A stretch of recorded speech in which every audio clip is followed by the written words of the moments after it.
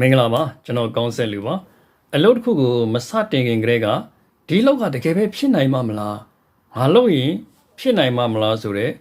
တန်တရားစိတ်မျိုးဖြစ်ပူပါသလားပန်းနိုင်တစ်ခုစီသွားတဲ့အခါအဲ့ဒီလိုတန်တရားစိတ်တွေအမြဲဝင်လာတတ်ပါတယ်နပိုလီယန်ဟေးကအခုလိုပြောခဲ့ပါတယ်တန်တရားစိတ်ဟာအောင်မြင်မှုကိုတတ်ပစ်တဲ့အစိတ်ဆိုရင်ယုံကြည်ချက်ဟာ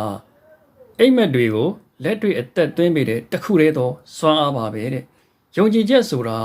အလုပ်တစ်ခုကိုမစတင်ခင်ကတည်းကငါရဲ့ပန်းတိုင်းဟာတကယ်ဖြစ်လာလိမ့်မယ်လို့ယုံကြည်တာကိုဆိုလိုတာဖြစ်ပါတယ်ဒါဟာစိတ်ပညာရှုထောင့်အရာ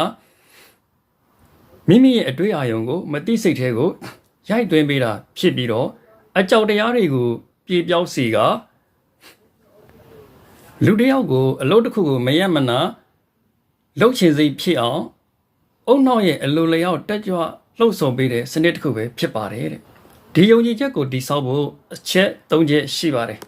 ပထမစိတ်ကူးပုံပေါ်ပါမိမိရဲ့အိမ်မက်ပန်းနိုင်ကိုအမှန်တကယ်ရောက်ရှိသွားပြီဆိုတဲ့ယုံကြည်ချက်ခံစားချက်မျိုးနဲ့စိတ်ကူးပုံပေါ်မြင်အောင်ကြည့်တာဖြစ်ပါတယ်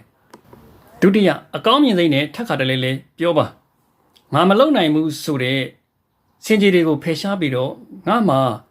အလုပ်တစ်ခုကိုအောင်မြင်အောင်လုပ်နိုင်တဲ့အရေးချင်းတွေရှိတယ်ဆိုတာကိုမိမိကိုယ်ကိုနေ့တိုင်းပြန်ပြောပေးပါတတိယကိုယုံကြည်ထားတဲ့အတိုင်းလက်တွေ့လှုပ်ဆောင်မှာတကယ့်ကိုအောင်မြင်နေတဲ့လူတစ်ယောက်လိုမနဲ့စောစောထားပါအလုပ်လုပ်ပါစနစ်တကျပြင်ဆင်ပါဘဝမှာအခက်အခဲတွေကြုံလာတဲ့အခါတာမန်လူတွေကလက်လျှော့သွားတတ်ကြပါတယ်ဒါပေမဲ့ယုံကြည်ချက်ရှိသူတွေကတော့ကြာရှုံးမှုတိုင်းရဲ့နောက်ွယ်ကအောင်မြင်မှုကိုဖန်တီးပေးမယ်လျှို့ဝှက်ချက်တွေကိုမြင်အောင်ကြည့်တတ်ကြပါတယ်ဒါကြောင့်တင့်ကိုယ်တင်ပြန်ပေးပါငါရဲ့အိမ်မက်တွေအပေါ်ငါမှာအကျွင့်မဲ့ယုံကြည်မှုဘယ်လောက်ထိရှိပြီလဲမိတ်ဆွေတင့်ကိုတင်ယုံကြည်ပါတင့်ရဲ့လှုပ်ဆောင်မှုတိုင်းကိုအပြည့်အဝယုံကြည်မှုရှိပါအခုပဲတင့်ရဲ့ယုံကြည်ချက်ကိုစတင်အကောင့်ထဲပေါ်လိုက်ပါတွေးတောမျှော်မြင်မှုပြုပြီးအောင်မြင်မှုကိုအတူတူတည်ဆောက်ကြပါစို့ခင်ဗျာ